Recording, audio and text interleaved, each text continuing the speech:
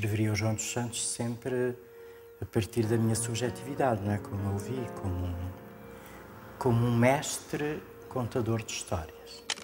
Disse uma coisa uma vez que eu nunca mais me esqueci e que me ficou gravada para sempre e que me é muito útil, que é você, quando não gostar de uma pessoa, imagina-o como uma criança. Sendo um homem realista, conhecendo bem a realidade, encarava numa perspectiva de esperança e de progresso humano, a partir, de facto, do investimento muito sério na qualidade da infância. A visão pedopsiquiátrica de João dos Santos é uma visão profundamente humanista, porque nos obriga a conhecer realmente o outro e também, pelo outro, a dar-nos a conhecer. O João dos Santos, ao fim de 5 minutos de estar a falar com uma criança, a criança percebia que ele entendia a sua angústia, a sua depressão, o seu medo. Achava que todas as pessoas tinham direito a ter uma oportunidade na vida, mesmo um doente mental. Que o Dr. João dos Santos dava sempre prioridade à vida e à vivência, e não às explicações sobre a vida, nem às explicações sobre a vivência. Portanto, ele era um psicanalista. Ele fazia psicanálise, não fazia psicanalismo. De tudo e acerca de tudo, ele, acerca do complexo de Édipo, acerca do não sei o quê, nunca aparecia ele a fazer uma tirada teórica e chata sobre o que quer que fosse. Pessoa com quem se podia conversar, porque tinha respostas sobre cinema, tinha respostas sobre teatro, conhecia muitos escritores e lia livros também. Não é? Era uma pessoa com quem se aprendia. Era um homem de exceção, que não haverá muitos. Talvez daqui a 100 anos haja um outro. Era um homem de exceção, sem dúvida nenhuma.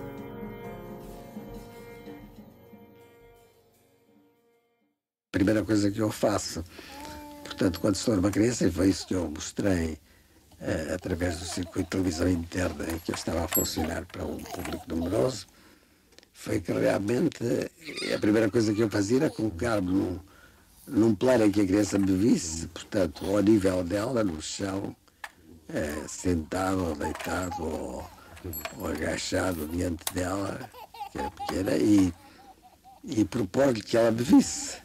E como ela viu-me, mas não me encarou assim com um interesse muito particular, achou que eu era um adulto como os outros, estendi-lhe a mão. Estendi-lhe a mão, não como para fazer um cumprimento, mas estendi-lhe a mão como se dá a mão a uma criança, como se dá a mão a alguém no sentido simbólico ou no sentido real. Ele ia muito para o chão com os miúdos, ele fazia muito com os miúdos aquilo que se chama brincar, aquilo que em inglês se chama play therapy, que é brincar com os miúdos e estar com os miúdos no chão. Estendi-lhe a mão, ele deu-me uma palmada na mão. E eu comecei a fazer o jogo das palmadas, a bater palmas e a fazer uma brincadeira que é muito frequente entre os adultos e os miúdos, de bater palmas conjuntamente naquele jogo em que há um certo diálogo de corpo a corpo.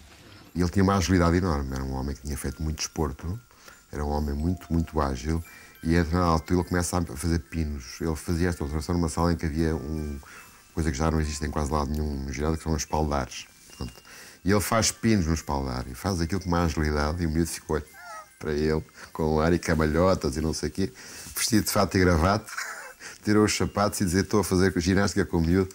E foi por aí que começou, e acabou por o miúdo querer fazer bonecos e querer fazer o meu retrato, e fez o meu retrato. Disse-me que eu era um velho e que era um velho que não prestava. E depois diz: agora vou fazer o teu retrato bebê. Quanto ao bem, mudar-te as fraldas. Disse ele? Disse ele e fez. Olha, eu faço-te aqui saias, porque tu antes tinhas saias eras maricas. Ele fez o curso de Educação Física. Penso que o que colheu desse curso foi mais o prazer de ser professor de Educação Física em voluntariado, não é?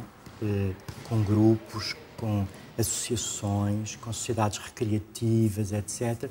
Vou-te pôr um pescoço muito grande, que era como quem diz: eu acho que tu és muito grande, que és um tipo grande. É um pescoço assim como uma girafa, mas vou-te pôr seis, porque tu de antes eras maricas, que é um problema dele, de não saber bem de que sexo é ou como é que é ser homem ou ser mulher, no fundo de contas. Fez esse curso pensando na possibilidade de ir a ser médico e veio rapidamente a tirar o curso de medicina e depois a especialidade de psiquiatria. Aquelas fases de modernismos em que os pais achavam que tinham que explicar as coisas sexuais todas às crianças e que não sei o que e tal. E há um belo dia uma dessas pedagogas, ou não sei exatamente, professora, disse-me, olha, já expliquei tudo ao meu filho e o meu filho agora quer ver. E o que é que eu faço? Bruá e tal, o que é que se faz? E eu disse-lhe assim, muito espontaneamente, minha senhora, eu dava-lhe 2 estalos, porque eu não gosto que se metam na minha vida. Foi assim um certo escândalo e é claro, foi da minha parte um tanto provocatório, mas que é verdade, realmente a tolerância tem limites. No fundo, introduz um tema extraordinariamente importante, que é o tema da intimidade e da privacidade. Desta maneira, completamente surpreendente. Uma coisa é certa, toda a gente ficou a pensar naquilo. Fazia assim coisas diferentes e que eram muito heterodoxas e ao mesmo tempo era um homem depois de uma grande proximidade e de um falar simples. O psicanálise tinha uma linguagem muito hermética, ainda hoje tem, se as pessoas quiserem. E era um homem que falava simples, explicava as coisas de uma forma muito simples. Os sonhos que são baseados nestas inquietações de base são simbolizados em histórias, sei lá, de animais, histórias tradicionais, histórias da carochinha, digamos, que põem na mesma realmente o problema de uma certa malícia no que respeita à vida íntima dos pais, mas põem de uma maneira já um tanto distante daquilo que é sentido como sendo pecaminoso. Aquilo que o adulto pode fazer é ajudar a criança a simbolizar, através de leituras de histórias, de contos tradicionais, de desenhos ou de outras coisas. Saídinha da faculdade, pediu-me para observar uma criança. Fiz aquelas perguntas que tinha aprendido a fazer. Tu sonhas? Conta-me um sonho bom e conta-me um sonho mau. O que é que queres ser quando fores mais velho? De que animal é que tu gostas? E que animal é que tu não gostas? E o Tiago nada, não me disse nada. E eu escrevi as minhas notas e disse-lhe: olha, doutor, é um psicótico.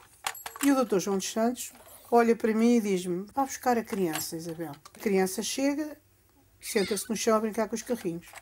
O doutor João dos Santos não olha para ele, continua a descascar as suas laranjas. Sempre em silêncio, estende-lhe um gomo. O miúdo pega no gomo, come, estende mais 1 ou 2 gomos e nisto diz-lhe: gostas de carrinhos? Gosto. Com a tua idade então gostava imenso. Aí o miúdo levanta-se, encosta-se aos joelhos dele, começam a conversar de uma coisa, de outra coisa. Pode imaginar o estado em que eu estava, com vontade de sumir dali. Afinal, eu tinha tratado de psicótico uma criança que se relacionava perfeitamente. E daí um bocadinho o Dr. João Santos olha para mim e muito tranquilamente diz-me: a Isabel não conseguiu observá-lo porque não se deixou observar por ele. O mais importante é aquilo que se é e não o que se sabe. É mais importante o que se é do que aquilo que se sabe. Mas claro. Mas o preconceito atual e universal, não é só no nosso país, é de que realmente para ser educador é preciso saber uma data de tretas que vem nos manuais. É que se chama psicologia, se calhar educação sexual, por exemplo. Durante vários anos, ele faz um seminário de observação semanal em Santa Maria com a minha equipe. Ou seja, ele era convidado para a equipe, ele observava um doente que nós escolhíamos e que observava fazia uma entrevista durante 45 minutos ou 50 minutos, o clássico, depois nós podíamos fazer perguntas ao doente, o doente saía e nós discutíamos o doente com ele. Pronto, e isso era uma coisa que me marcou imenso, porque aprendi imenso com ele, na perspectiva mais psicoterapêutica e mais psicológica da minha formação. Lembro-me da forma como ele, como uma criança com dificuldades, quase ninguém conseguia o contacto com ele, e ele, pelo olhar, pelo carinho com que a tratava, conseguiu agora, portanto, essa relação. Tinha uma empatia muito grande com as crianças,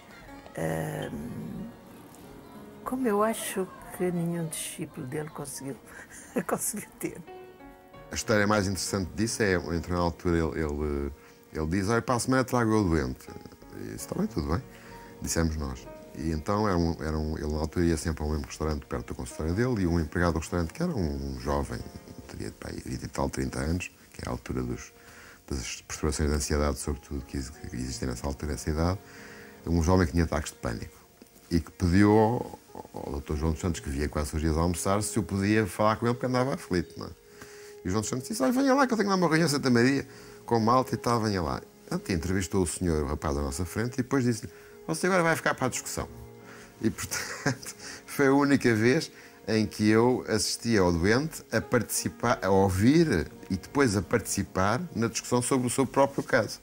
Coisa que nos deixou a nós muito constrangidos, mas era o tipo de coisa que o João dos Santos era capaz de fazer. Andava quilómetros a pé, ia a pé até ao Ginásio Clube Português e todas as manhãs fazia yoga. Levantava-se muito cedo. Mens sana in corpore sano, essas coisas de que é preciso ter um corpo saudável para ter uma mente saudável.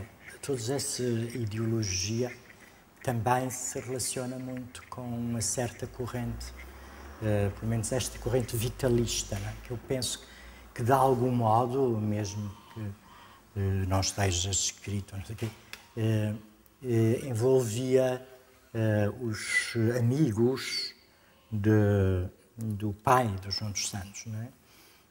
Que era alfaiate ali aos Anjos. Um miúdo com uma situação emocional muito complicada, e ele estava em situação de aula no anfiteatro, e o miúdo começou a lamber uma cadeira com a língua e encheu a cadeira de cuspo, e o João dos Santos vai atrás dele e começa a imitá-lo, também a lamber a cadeira, e a paz das tantas o miúdo agarra-se a ele e dá-lhe um beijinho e um abraço. Bem, ficou toda a assistência chorando, baba e ranho, mas ele tinha conseguido fazer a ponte com este miúdo. Ele tinha essa grande capacidade, ele tocava várias... Era uma pessoa, podemos dizer, não era assim de grandes palavras. Às vezes dizia coisas que chocavam as pessoas, mas sensibilizava as pessoas para os problemas da infância.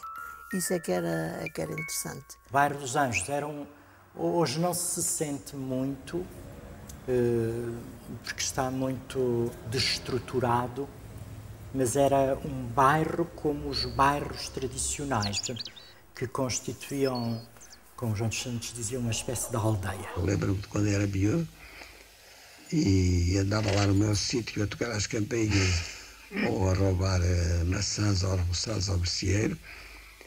Havia sempre um tipo que, se me apanhava, me dizia: olha, que eu vou fazer queixar ao teu pai. Exato. E aquilo era uma coisa muito séria. Exato. Mas hoje a rua é uma coisa anónima. Há um texto admirável de João dos Santos que fala muito do que nós poderíamos chamar hoje de ecologia humana, não é? Desse nicho ecológico que pode ser um bairro, não é? E a ideia do Corbusier fazer uma cidade fosse um conjunto como se fosse um conjunto de aldeias. No nosso pensamento, no nosso imaginário, na nossa fantasia,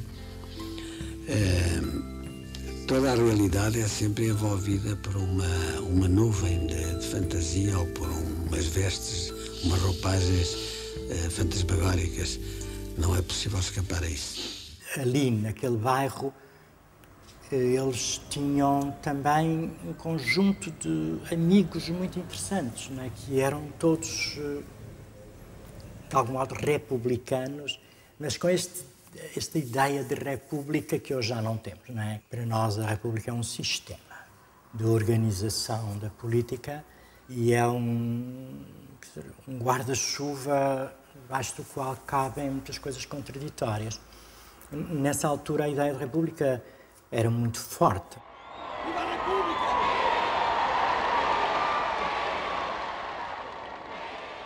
Foi assim qualquer coisa de muito novo que ele introduziu em Portugal ao nível da psicopatologia da criança, da saúde mental infantil.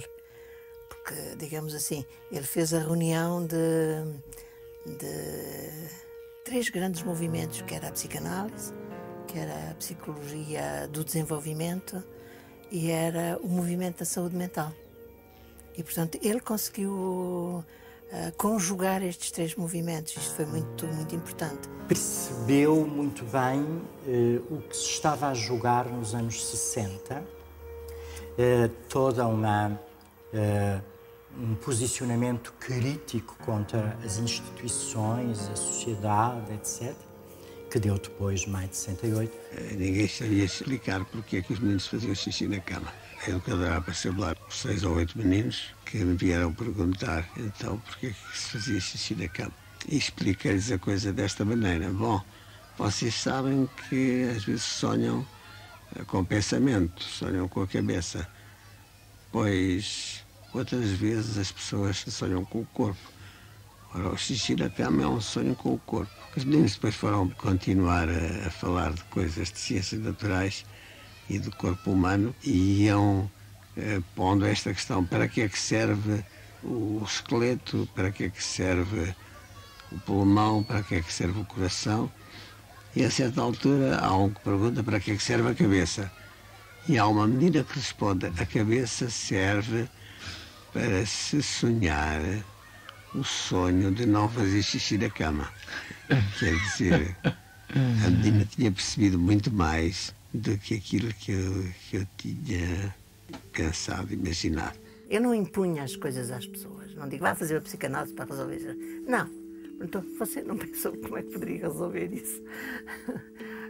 É esta subtileza com que ele lidava com as pessoas que eu gostava.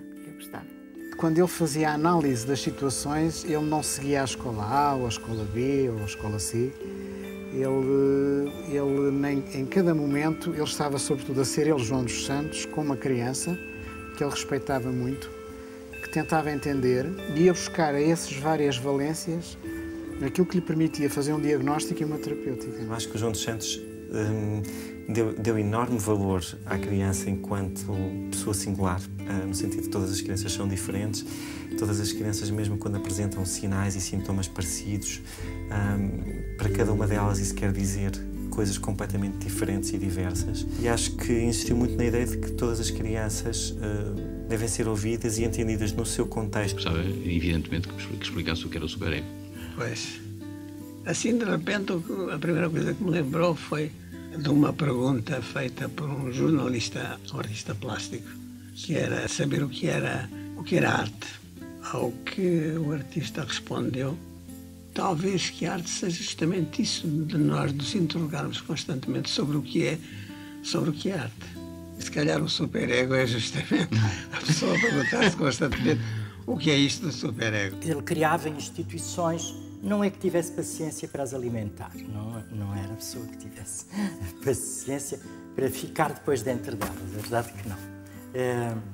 Ele deve ter herdado esse lado anarquista do pai. Claro que João dos Santos era um psicanalista e os discípulos dele mais próximos eram psicanalistas e as pessoas têm a ideia que se fazem psicanálise nos serviços. Não se fazem psicanálises. Mas a pessoa tem que pensar uns casos segundo um modelo qualquer. Se nós pensarmos segundo um modelo biológico, eu não sou contra isso. Até numa equipa pode ter pessoas mais da linha biológica, mas também não se pode pôr de parte os da linha psicanalítica, porque são enfoques diferentes de olhar para uma criança. Agora, só da linha biológica, há riscos. A perspectiva psicoterapêutica, ou digamos, mais psicodinâmica da psiquiatria, quer de adultos, quer infantil, era na altura, e estou a falar dos anos 50, ainda 60, em que eu não estava ainda presente na psiquiatria, era uma psiquiatria muito biológica, pouco psicoterapêutica. Portanto, era uma psiquiatria muito voltada para a debilidade mental, para as coisas orgânicas. Da explicação do Freud, que se pode resumir a uma frasezinha, a coisa parece simples.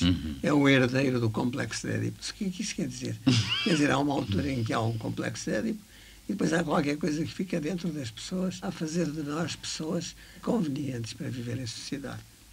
Eu via perceber que realmente o superego tinha qualquer coisa com amor, ódio, hostilidade, etc. Todas aquelas coisas que se descrevem no complexo de Édipo. Ele sabia que era importante criar determinadas instituições para proteger as crianças, para ajudar as crianças a desenvolverem-se com saúde, e com saúde mental, sobretudo. Foi ele que criou o primeiro centro de psiquiatria infantil. Ele encontrou Ele conta isso a alguns, ele encontrou eco. Ele, apesar de ser um homem da oposição e com posições públicas, ele tinha uma boa relação com alguns setores do regime que compreendiam a necessidade de, por exemplo, ter centros de saúde mental infantil. Foi nos anos 60 que ele assumiu a direção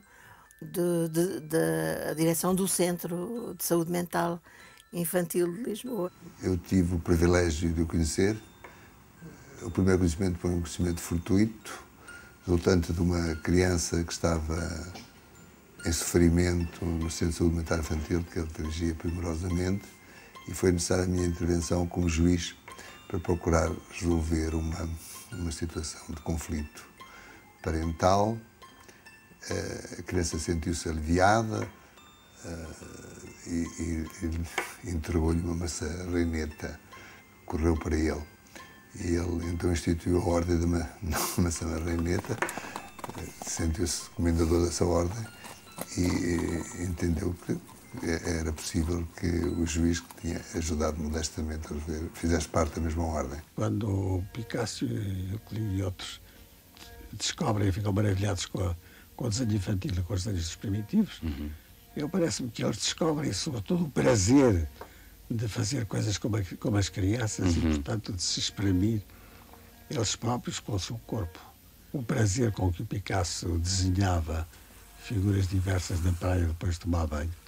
Ele andava sempre lá muito pelas mares do sul, quer dizer, pelo Mediterrâneo. E depois de sair do mar, desenhava com uma concha ou com um pauzinho ou qualquer coisa na areia. E, em regra, eram coisas assim do tamanho dele, que era um homem, mais ou menos a minha estatura, assim, arredondado, de formas arredondadas, não muito alto, forte, pícnico, arredondado, atarracado. Assim, tinha qualquer coisa de tipo galaico-português. E a grande preocupação dele foi formar equipas multidisciplinares no verdadeiro sentido da palavra. Portanto, nós tínhamos professores, educadores, psicólogos não havia muitos, porque na altura nem havia escolas de psicologia. Quando começou, vieram mais tarde, assistentes sociais, enfermeiros, etc. Motivava as pessoas, ajudava-as a organizarem-se. Eventualmente ele era o sócio número 1, mas depois saltava logo para outro. Não é? Os pais são modelos e continuam a ser modelos porque são idealizados.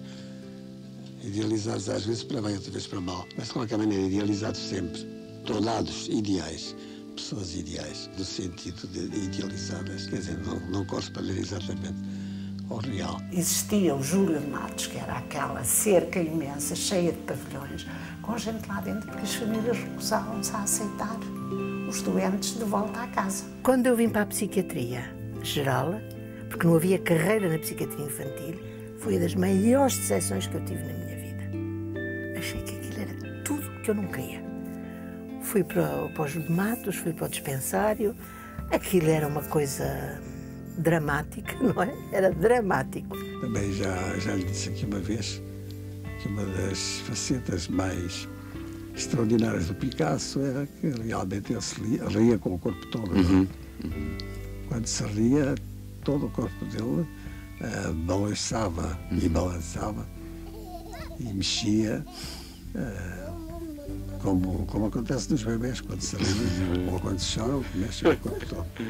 Quer dizer, havia dele uma infantilidade saudável. As consultas das crianças eram feitas num espaço em que existiam os adultos e em que se fazia ainda naquele tempo os chamados tratamentos de eletrochoque e de insulinoterapia. Portanto, as pessoas gritavam, os adultos, e os miúdos ficavam completamente apavorados. E um dia eu estava no gabinete de uma pessoa que muito me ensinou, que era um psiquiatra geral, que é o Dr. António Esteves. Um dia entra um sujeito que eu não conhecia e ele disse: você está interessado na psiquiatria infantil, apresente-lhe a única pessoa que pode ensinar psiquiatria infantil.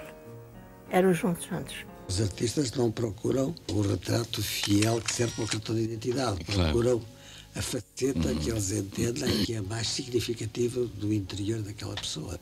Aliás, é muito, para mim, muito impressionante ver desenhos e pinturas do Picasso e talvez mais desenhos, pinturas, em que ele expressa a maternidade, simbolicamente, e de alguma maneira a maternidade, quer dizer, a relação da mãe com o filho, em que ele trata sempre uns e outros muitíssimo bem. Inclusive, ele fez uma coisa que nunca se tinha feito.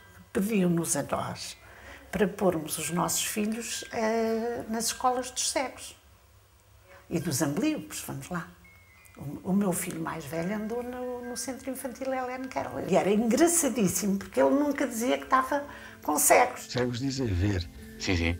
A ver, por ouvir, por exemplo, eu recordo-me de um menino cego que eu conheço, que é de uma instituição onde eu vou com frequência, uma instituição de cegos, e que me ouviu na televisão, uma vez que eu lá fui, e que depois me disse, é o João dos Santos, e eu vi o outro dia na televisão. Ele disse viu, quando ele realmente não vê as imagens da televisão. Simultaneamente com isso, ele e mais, sobretudo, 2 colegas, um deles já desaparecido, o Dr. Alvim, o outro ainda vivo, o Dr. Pedro Luzes, introduzem a psicanálise em Portugal. A psicanálise já tinha uns anos lá fora, mas vão fazer psicanálise lá fora e o João dos Santos, quando está a trabalhar em Paris, faz a sua psicanálise e quando vêm tentam formar uma secção de psicanalistas e formar outros psicanalistas cá em Portugal. Eu sonho quando quero. E sonho porque durmo quando quero.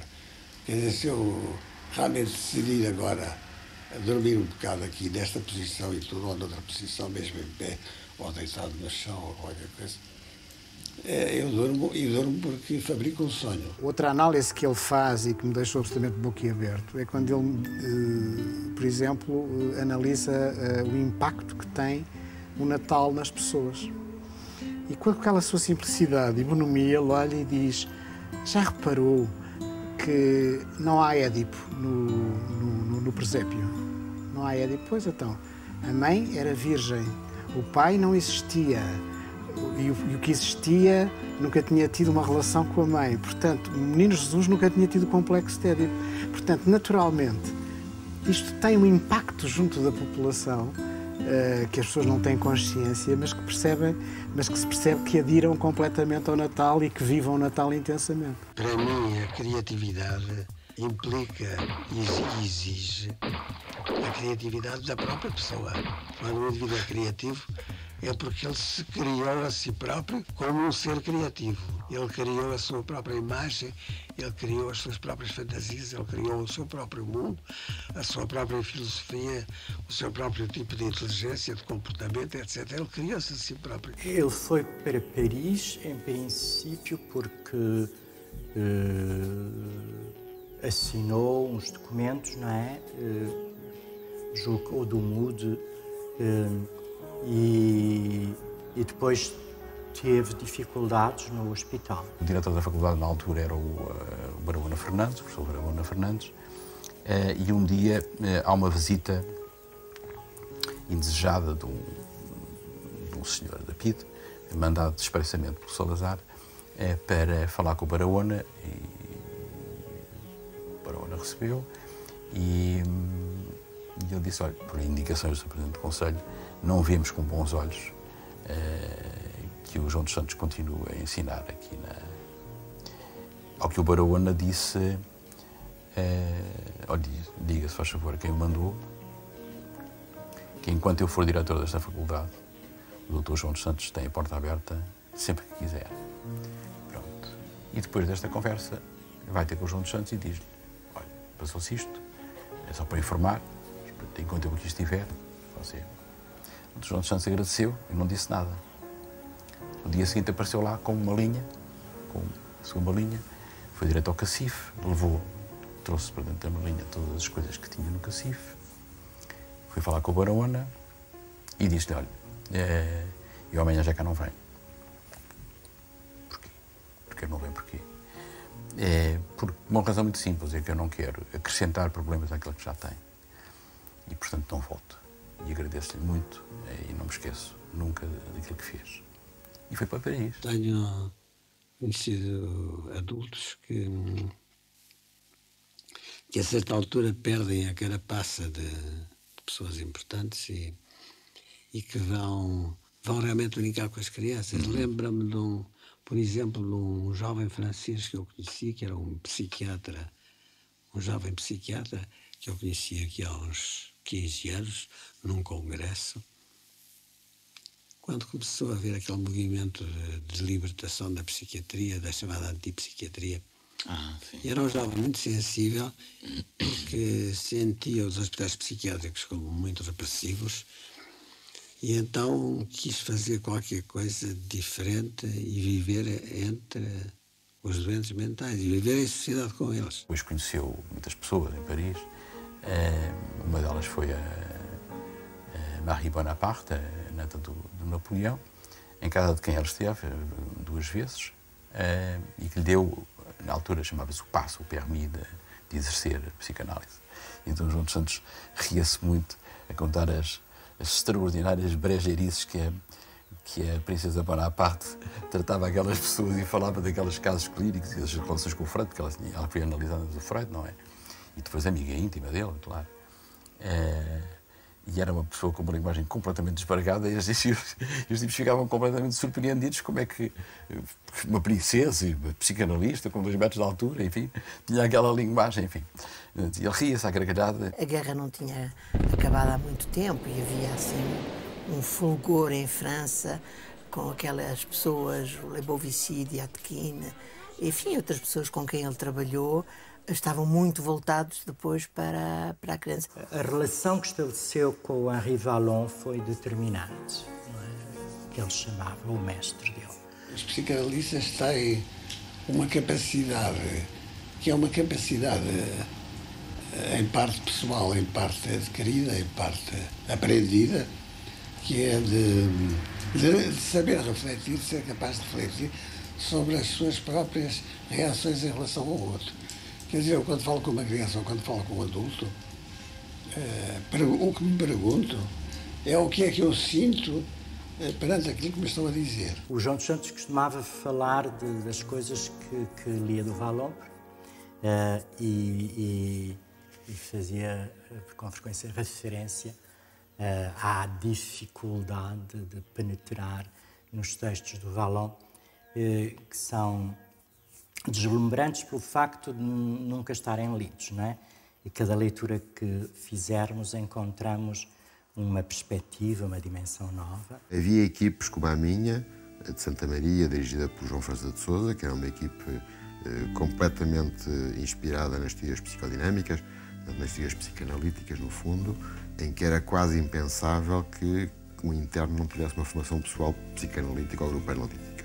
Ou seja, havia aquela ideia de que nós, para sermos psiquiatras, tínhamos que fazer algum trabalho pessoal para depois podermos ajudar os outros. Eu lembro-me de uma vez num congresso no Instituto Piaget, em que trouxeram várias estrelas aí da pedagogia, e eles ali na reitoria da Universidade de Lisboa, há um francês, tinha que ser um francês o mais cagão possível, a falar de pedagogia, de cátedra, e ele faz antes de lhe fazer a pergunta, diz que trabalhou com o Henri Vallon, e depois fez a pergunta, o outro ficou pequenino deste tamanho. E o João dos Santos então pôde dominar a cena, não é? Mas eu penso que estava aí o segredo das conversas do João dos Santos. Ele estava a falar das pessoas, e porque no fundo ao falar das crianças estamos a falar de nós, não é?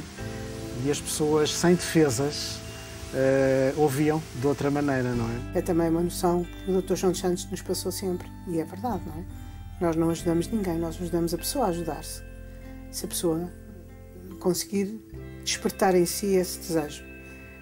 E passados estes 30 anos, digo que, de facto, a coisa mais preciosa que eu tenho na minha prática clínica, como na minha vida do dia-a-dia, é os momentos em que consigo ser espontânea.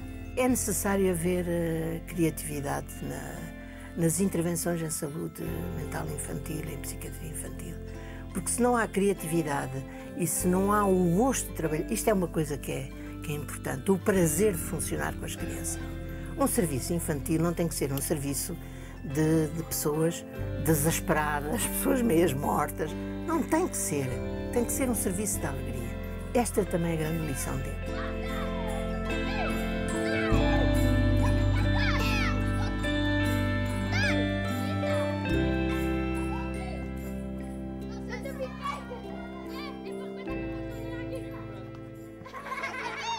E eu lembro-me, de facto, de ouvir os programas do João dos Santos com o João Sousa Monteiro. Vai começar a transmitir-se, a partir deste momento, o programa Se Não Sabe Porque é que Pergunta, do Dr. João dos Santos e do João Sousa Monteiro. Este programa é transmitido todos os domingos pelas 18h30 na rede de frequência modulada da Rádio Comercial. Na altura estava a começar a medicina, tinha uma representação muito longínqua disto tudo. Houve 2 programas, não é? O primeiro programa foi transmitido às 5 da tarde de domingo, que é para ninguém ouvir, sem repetição, e não pagaram um tostão nem ao João dos Santos nem a mim. Pronto, aquilo fizemos tudo por amor à camisola, pronto, enfim. E assim foi. Qual não é o espanto das pessoas quando começam a aparecer cartas e telefonemas e reações e comentários? A primeira forma de educação, assim, mais evidentemente imposta pelos adultos é realmente a educação para a limpeza, para ser limpo, para não comer com as mãos, para não mexer em porcarias. A própria linguagem tem muito de fez o cocó bonito ou fez o cocó feio ou não, ou é feio ou é porco ou não presta, é cocó, ou é tão bom, não é cocó, etc. Enfim, há toda uma linguagem mesmo que impregna isso, que a criança não entende, mas tem a intuição do que significa. Tinha sido a primeira vez em Portugal que houve na rádio ou na televisão um programa em que só se conversava. Não havia nenhuma interrupção e não havia, de facto, qualquer interrupção para mais nada. E lembro-me de ouvir as descrições, as histórias, sobretudo as histórias, os comentários sobre as histórias que eram narrados. E tenho uma ideia, que por acaso não sei se é real ou não, porque ouvi na altura e nunca mais reouvi esses programas, não é? Que eram programas em que, para além da palavra do João dos Santos e do João Sousa Monteiro, havia também silêncios, como se eles estivessem um bocadinho a pensar sobre as coisas que podiam dizer, e como se houvesse um tempo. Um amigo que não sabia que eu fazia este programa e que um dia ouviu, dizia que o que achava interessante na emissão eram os silêncios que nós fazíamos. Pusemos-nos a interrogar-nos sobre porque os silêncios. Claro que a gente sabe que uma coisa importante na linguagem, como na música, são os silêncios. Os silêncios que dão ênfase àquilo que se diz ou àquilo que se toca, como é evidente. Daquela experiência de rádio, que foi a única vez em que o conheci pessoalmente, e que foi ali 1h30 verdadeiramente única, era a sabedoria tranquila. Bocage dizia do Camões, os demais são colinas, ele é a montanha. Eu digo o mesmo do João dos Santos em relação aos nossos pedopsiquiatras. Podem ser bons técnicos, podem ter mais ou menos mediatismo, mas ele era de facto a montanha. Houve um primeiro tempo em que ele me disse: João, não se importa o telefone na véspera e diga-me uma história ou outra e tal. Mas isso depois acabou. Depois ele disse: João, por lá, eu preferia que me trouxesse essas histórias, quando for o caso disso. E depois eu comento e falamos espontaneamente. O João sabe perfeitamente, mas eu devo insistir consigo e para o público que isto não é a verdade completa, são hipóteses para refletir, para pensar, e também não são coisas para se dizer às crianças, são coisas para se compreender melhor as crianças, para ter uma atitude mais adequada, de respeito, porque a primeira condição para ser um bom educador é de respeito pela intimidade da criança e pelas coisas secretas que ela fabrica e segrega dentro de si. A partir de 92, com a integração das equipas, com a extinção do Centro de Saúde Mental e a integração das equipas nos hospitais pediátricos, e, portanto, nos hospitais centrais, eu acho que houve claramente um retrocesso que hoje em dia ainda se mantém, quer dizer, até certo ponto a pedopsiquiatria voltou a ser manifestamente hospitalar.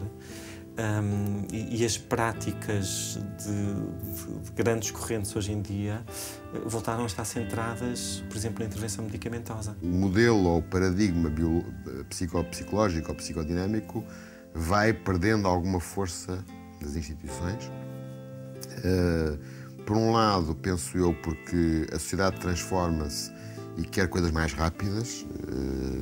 Uma psicanálise, por exemplo, pode demorar 5, 6, 7 anos a fazer, e hoje em dia, 3, 4 vezes por semana. Hoje em dia é impensável alguém aceitar uma coisa desse tipo. Na altura havia muita gente que o fazia. Já nessa altura havia muitas discussões, não é só de agora, e provavelmente vão se prolongar pelos anos. João dos Santos dizia, com as medicações que se davam na altura, agora, é claro que agora dão-se outras, não é? Que é a Ritalina e derivados, ou Risperdal e não sei quantos, E o João dos Santos, na altura, não era isso. Eram mais inócuos os medicamentos. Era o Mielomad, era o Gabomad, o Fafomad, dizia eu. Bom, e ele dizia, estes medicamentos são muito bons para os calos e para a queda do cabelo. É o que eles fazem. Eu dizia que ficava danado, porque é que se vai medicar uma criança? Porque um frasquinho daqueles, de Mielomad, é um frasquinho deste tamanho e custa balúrdios. Custa muito dinheiro e custa dinheiro ao Estado e não serve para nada, porque se servisse muito bem. Aconteceu que uma vez me pediram para eu observar um menino que tinha problemas. Eu disse então à pessoa que me fez o pedido que trouxesse o menino tal dia às tantas horas, o menino e a mãe, claro, o que aconteceu. E depois vim cá fora do meu gabinete e disse ao menino, olha, tu agora ficas aí assim, sentadinho nessa cadeira enquanto eu vou falar com a mãe. O menino tinha aí uns 7 ou 8 ou 9 anos.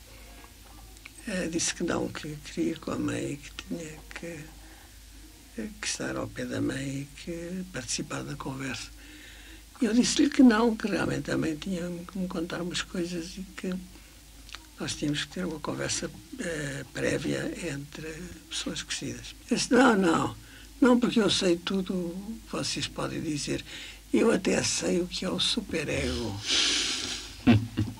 Porque, com base, por um lado, nas descobertas das neurociências, por outro lado, penso eu, na grande pressão que a indústria farmacêutica vai fazendo sobre os técnicos, e, por outro lado, na diminuição dos efeitos secundários das medicações, nomeadamente as medicações antidepressivas, digamos que a medicação ganha muito terreno face às perspectivas mais psicológicas.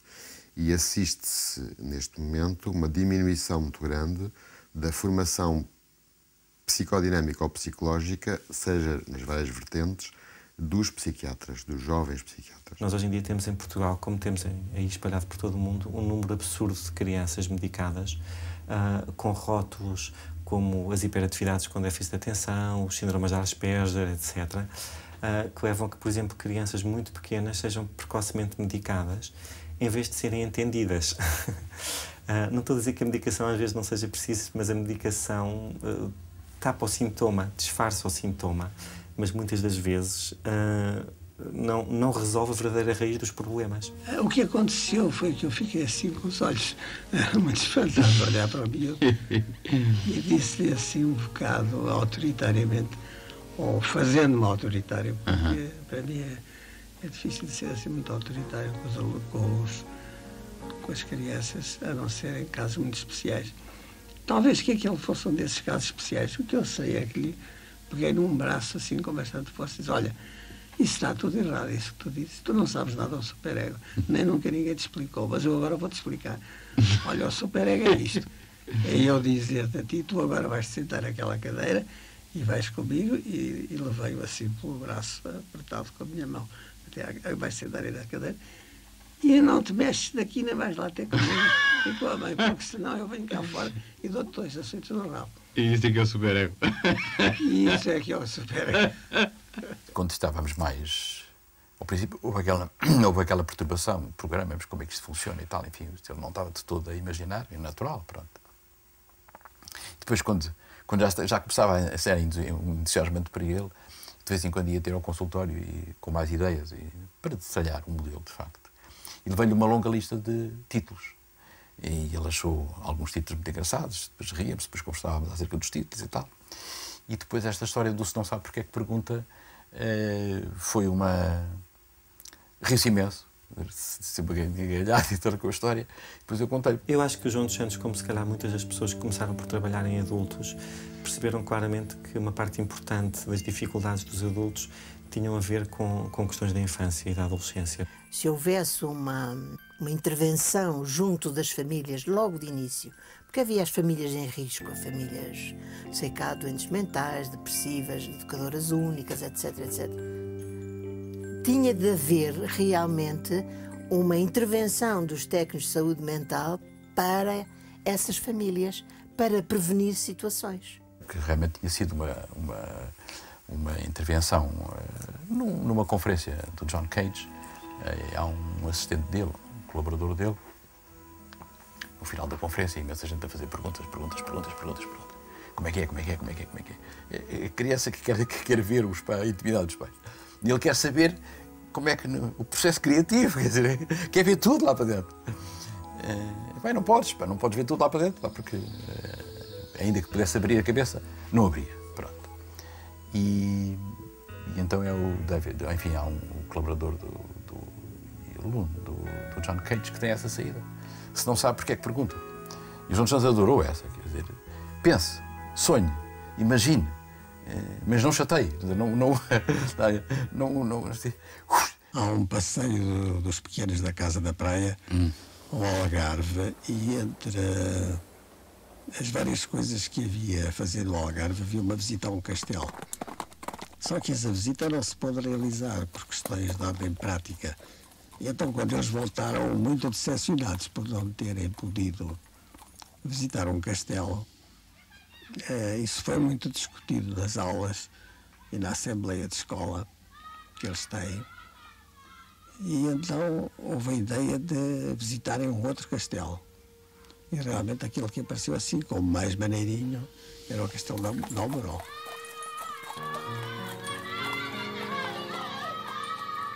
Bem, a Casa da Praia é um momento final na vida de João dos Santos, não é? Eu tenho um grande afeto pela Casa da Praia.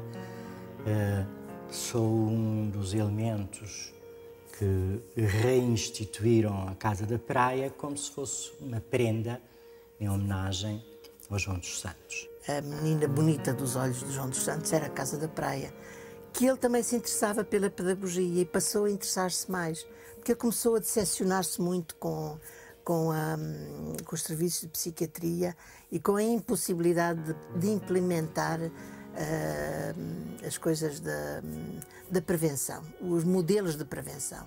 Ele via que não era possível, ele tinha medo da generalização abusiva da prevenção. Olha, eu gostava que me dissesse porque é que acha que o seu filho vem aqui à Casa da Praia? O que é que acha que ele vai aproveitar aqui? Olha, eu procurei a Casa da Praia para o meu filho por eu ter muita dificuldade no aprender a falar. E ele estava na escola social, como a Ana Paula já sabe, e ia lá, não adiantava-lhe nada. E eu então, com o auxílio da senhora doutora, procurei então a Casa da Praia para bem dele, não é? Isto é assim mesmo. Porque ele na escola tinha dificuldades. Tinha muito, e tive duas professoras antes de vir para aqui, e qualquer uma delas achou-lhe o mesmo defeito que eu acho nele, que é no falar, muito atrasado na fala. Eu também tenho medo das generalizações, porque depois não se sabe se as pessoas cumprem o tal sonho. Mas nestas coisas há sempre um que sonha, não é? E os outros podem continuar o sonho ou podem não continuar. Casa da Praia, nesse aspecto, é uma relíquia. Eu acho que é um pequenino nicho e, por um lado, é bom que assim seja, porque quer dizer que continua a existir, apesar de todas as dificuldades. E até posso dizer mesmo de alguns ataques que sofreu ao longo dos anos. E a Casa da Praia foi feita em 75. A Casa da Praia, enfim, teve em 92, foi considerado um serviço que não tinha nada a ver com a saúde mental infantil e foi posta de lado, não é? E os técnicos então reuniram-se todos para manter aquilo de pé, tinha a ver qualquer coisa com o João dos Santos. Mas ao mesmo tempo também é uma pena que a Casa da Praia seja um nicho, porque quer dizer que o trabalho que aqui se faz não é ainda feito de forma sistemática por outras casas da praia, entre aspas, que eventualmente pudessem estar espalhadas por esse país. O que o trabalho da Casa da Praia realça, e acho que foi essa claramente a ideia de João dos Santos, é que não é possível uma boa aprendizagem escolar e um bom desempenho escolar, mesmo quando as crianças têm uma capacidade cognitiva e intelectual dentro do normal, sem o equivalente bem-estar emocional. E, portanto, combinaram eles, com os respectivos professores, fazer o assalto ao Castelo de Almorol com mouros e cristãos, com templários e com pessoas diversas que acompanhavam os exércitos e tomaram realmente de assalto o Castelo de Almorol. Tinha todo um aspecto muito sério e de facto foi numa Numa dessas batalhas que os miúdos improvisaram ali, embora já estivesse mais ou menos estudada por uns e por outros, como é que havia de ser, tal como nas verdadeiras guerras e batalhas, que uma miudinha de 4 anos disse essa coisa: tenho medo, eu não posso, não tenho força, não posso lutar, o meu pai está em Paris. E é extraordinária a maneira como a criança diz isso. Eu não tenho força porque o meu pai foi para Paris. De repente, há qualquer coisa que tem que ver com a força, que tem que ver com a pessoa do pai, com a identificação do pai, que tem que ver com este processo complicadíssimo de organizar a minha própria capacidade de ter força na vida. Tal como tinha acontecido com a pedopsiquiatria, etc., onde ele teve uma postura crítica, também inspirada nas antipsiquiatrias vindas da Itália, França, etc., dessas posturas, ele também tinha uma postura idêntica para a pedagogia escolar, sobretudo para os formalismos didáticos, né, que retiravam a autenticidade, a espontaneidade ao ato educativo. E isso foi muito importante, eu acho. Para mim, por exemplo, foi decisivo. Sobretudo, o que me impressionava no João dos Santos era a grande tranquilidade de espírito e a grande serenidade e também a paciência com que às vezes ouvia aqueles disparates, muitas vezes